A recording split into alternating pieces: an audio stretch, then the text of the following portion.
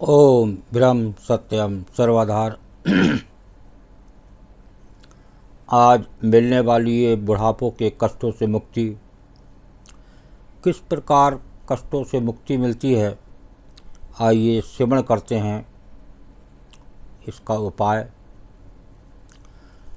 बुढ़ापा आ जाने का तात्पर्य ये नहीं कि उसका कष्ट भोगना अनिवार्य है। कोई अनिवार्य नहीं है कि उसका कष्ट भोगना ही है और उनसे बचा नहीं जा सकता। वास्तव में बुढ़ापे के कष्टों से बहुत सरलता से मुक्त हुआ जा सकता है। इसके लिए आपको आसमान से तारे तोड़कर लाने की आवश्यकता नहीं, बल्कि कुछ शारीरिक व्यायामों और खान पान में परहेज करने से कोई भी पुनः स्वस्थ और सक्रिय हो सकता है। भले ही जवानी वापस नहीं आ सकती, यहाँ ऐसे कुछ उपाय हैं जिनकी चर्चा की जा रही है। नंबर 1, जल्दी उठना। रात को जल्दी सोने और प्रातः जल्दी उठने की आदत डालें। प्रातः 5 बजे तक अवश्य उठ जाएं। उठते ही मूत्र विसर्जन के बाद 1-1.5 गिलास सादा जल पिएं। यदि अधिक ठंडा के दिन हो तो गुनगुना जल ले सकते हैं। जल पीने के बाद 5 मिनट कमरे में ही चलें फिरें और शौच जाएं। शौच अपने आप होने दें, अधिक जोर ना लगाएं। दूसरा, टहलना। शौच के बाद मौसम के अनुसार कपड़े पहनकर टहलने निकलें। आपको नित्य कम से कम 2 किलोमीटर टहलने का लक्ष्य बनाना चाहिए।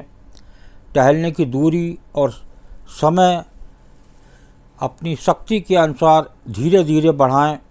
सामान्य चाल से आप आधा घंटे में 2 किलोमीटर टहल सकते हैं। प्रतिदिन टहलना अनिवार्य है। यदि किसी कारणवश बाहर निकलकर न टहल सकें तो छत पर ही टहलें। छत पर नहीं तो बरामदे में टहलें, और बरामदे में भी नहीं तो अपने कमरे में ही टहलें। थकान हो जाने पर तुरंत रुक जाएं और विश्राम करें। नंबर 3, हल्का व्यायाम।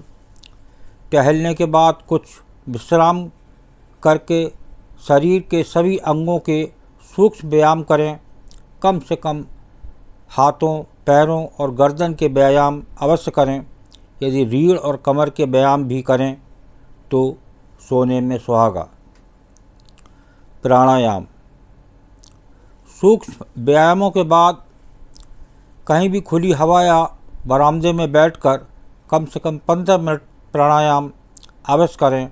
5-5 मिनट ओम का नाद, गहरी सांस लेना छोड़ना और अनुलोम विलोम इत्यादि प्राणायाम करें।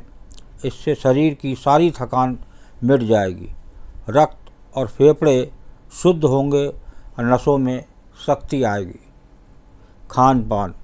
अपनी पाचन शक्ति के अनुसार अपने खान पान का चुनाव करें। आपके भोजन में हरी सब्जियां, फलों, अंकुरित अन्न, दूध और कुछ सूखे मेवा शामिल होने चाहिए। बाजारू फास्ट फूड से कोस भर दूर रहें। घर पर बना हुआ भोजन अमृत के समान होता है।